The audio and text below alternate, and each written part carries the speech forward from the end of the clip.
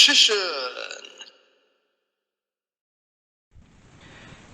Hey YouTube, Richician84 here, and I'm about to profile my fish deck, the comic relief of my decks.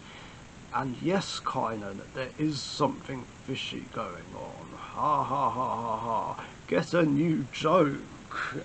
This one's overused. Anyway, let's get right into it. So first of all, I'm playing 2 copies of the main deck boss monster, Super Ancient Deep Sea King Golacanth. One of the main cards and stars of the show. It really helps get the plays moving. Once per turn, I can discard a card to special summon as many level 4 or lower fish type monsters from my deck as possible. These fish can't attack and their effects are negated. And is that once per turn?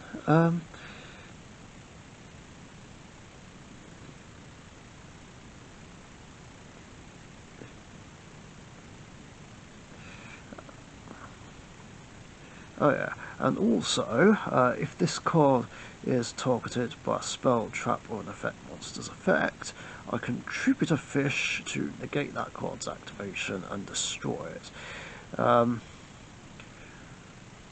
Or it just negates the effect. Well, near enough the same thing. Yeah, really helps get my extra deck plays moving. And it might as well have targeting immunity since it negates anything that targets it.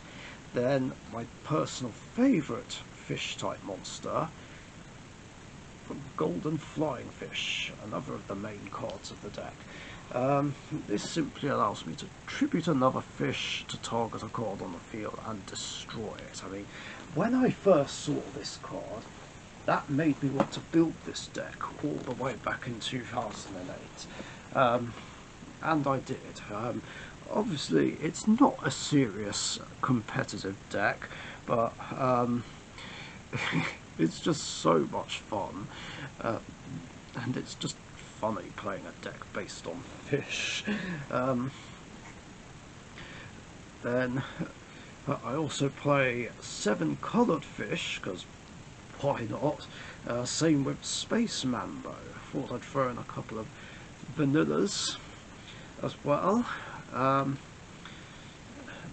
Then after that I played 2 copies of Hammer Shark to get my rank 3 plays rolling. Then 3 copies of Royal Swamp Eel. This is the tuner of the deck, which helps me go into my synchros. Now, the drawback is that the other materials must be fish, but that is not a big deal since this is all I play. Then 2 copies of Oyster Meister, 1 copy of Lifeless Leaf Fish. I don't know if I should play any more copies of it. I'm still debating whether or not to do it. It's basically a foolish burial, but for fish type monsters. Lets me send it to a graveyard upon its summon, and I can banish it to target 3 fish in my graveyard, shuffle them back into the deck, and I get to draw a card. Then 2 copies of Needle Sunfish for weakening monsters, 2 copies of Silent Angler, then 3 copies of Thriller Rabka, the Necro Gardener of the deck, and 2 copies of Shark Stickers, and that's it for the monsters.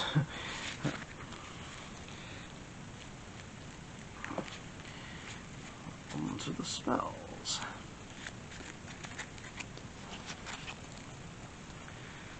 I have 1 copy of White Mirror. I don't know whether or not to bump it up. This is basically a Monster Reborn, but for level 4 lower fish type monsters. And I can also add a monster from my deck to my hand with the same original name as the special summoned monster. so I guess maybe I should. Then 2 copies of More Air Greed for draw power, Foolish Burial to get basically either Thriller Rabka or Needle Sunfish into the graveyard. It depends on the situation. If the opponent doesn't have any monsters, then, or only has monsters with targeting immunity, I send the Thriller Rabka. If the opponent does control a monster, you send the Sunfish to weaken it. Then Monster Reborn, Regeki, and Twin Twisters. So yeah, not a lot of spells in this one. This deck is quite trap and monster heavy. And speaking of traps, I have 3 copies of Fish Depth Charge, which is basically Gemini Spark, but for fish-type monsters. I tribute a fish to destroy a card and then draw a card. Then Mirror Force, Storming Mirror Force, Call of the Haunted, because I do want to be able to bring back Coelacanth. And then I played 2 copies of Crackdown. The reason why I play Crackdown is quite simply to steal opponents' monsters and tribute them, basically. Or do some extra deck plays with them, but it's mainly just to take monsters to set up tribute fodder for Coelacanth. That being said, maybe I should play Change of Heart. I don't like that Change of Heart is unbanned, but I might as well use it, I guess, if I can get a copy. And finally, 2 copies of Fiendish Chain, because I don't have any Solemn Strikes going spare.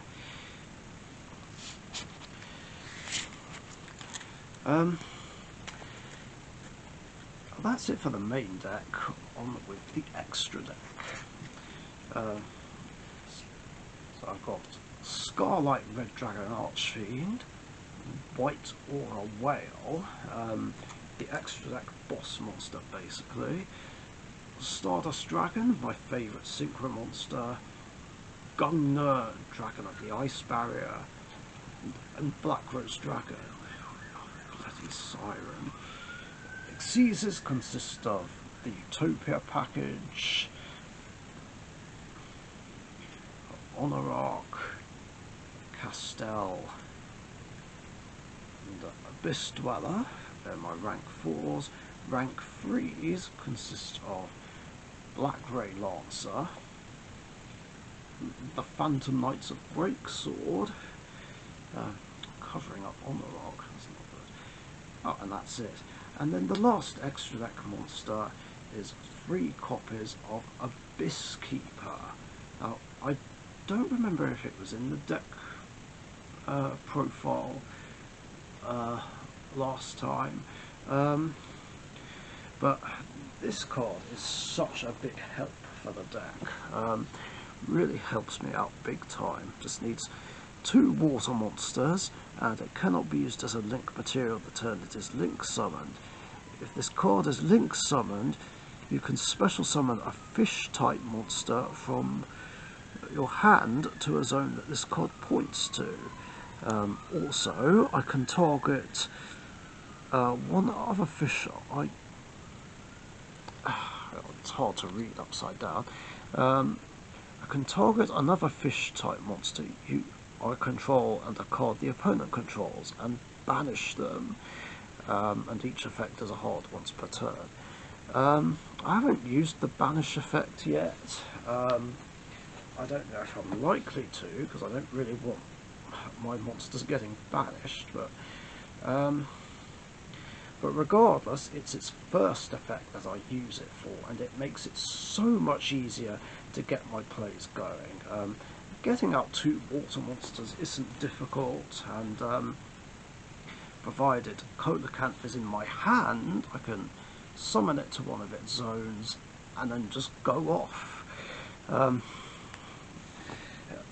This card's an absolute godsend for the deck. And yeah, that is my fish deck profile. I hope you guys enjoyed. If you did, leave a like and a comment, share and subscribe if you haven't subbed already. And thanks for watching. Stay safe. See you later. Bye bye. Thank you very much for watching. Be sure to subscribe to the Richician YouTube channel.